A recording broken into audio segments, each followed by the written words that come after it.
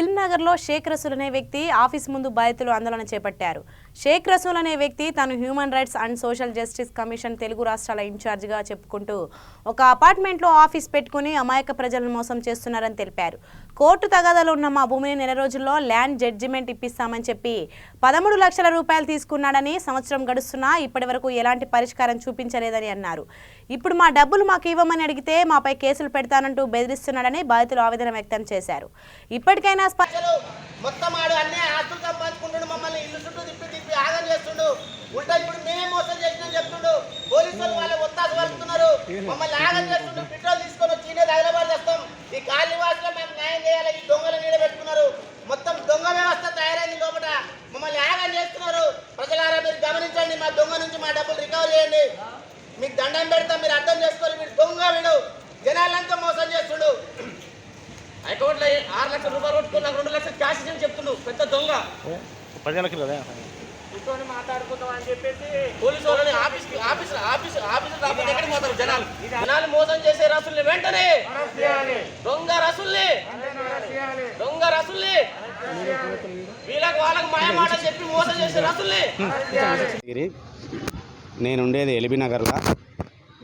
Uppal పిర్జాదిగూడలో land తీసుకున్నాం మేము తెలిసి తెలియక. ఒక్కొక్క ప్లాట్ కొనుక్కున్న వాళ్ళం అందరం బాధితులము. సర్వే నెంబర్ చిన్న ప్రాబ్లం ఉంటే మాకు ఎవరైతే ల్యాండ్ అమ్మిండో ఆయన ద్వారా ఆయన పరిచయం అయ్యిండు. కోర్టు ద్వారా మీకు న్యాయం చేపిస్తని చెప్పి మా దగ్గర 13 లక్షల రూపాయలు తీసుకొని కోర్టుల కోసం వకాలత్ కూడా వేయకుండా మొత్తం జడ్జి వేలంతా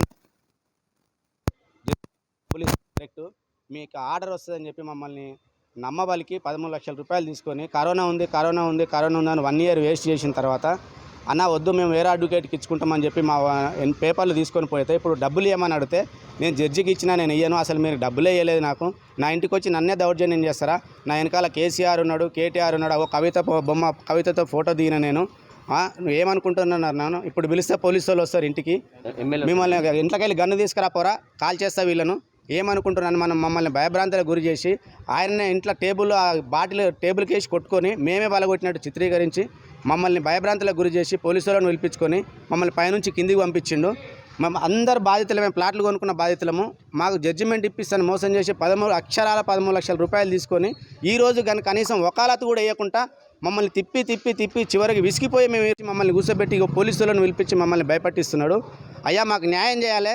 ఇలాంటి దొంగల వల్ల చాలామంది చచ్చిపోతున్నారు, చాలామంది ఆత్మహత్యలు చేసుకున్న పరిస్థితి ఉంది. ఈయన గుంటూరు జిల్లావాసి, గుంటూరు నుంచి వచ్చి ఇక్కడ మొత్తం విజిటింగ్ కార్డులు కొట్టుకొని ఏదో యాంటీ కరప్షన్ నేషనల్ కమిటీ మెంబర్ని అని చెప్పి రకరకాలుగా ప్రెస్కు సంబంధించిన కార్డులు పెట్టుకొని మొత్తం వచ్చిన వాళ్ళకు మోసం చేసి అయిపోయి చేసి పబ్లిక్ని అంతా మోసం చేస్తున్నాడు. కాబట్టి ఇతని పైన చర్య తీసుకొని మాకు రావాల్సిన 13 లక్షల రూపాయలు మాకు ఇప్పించి మళ్ళీ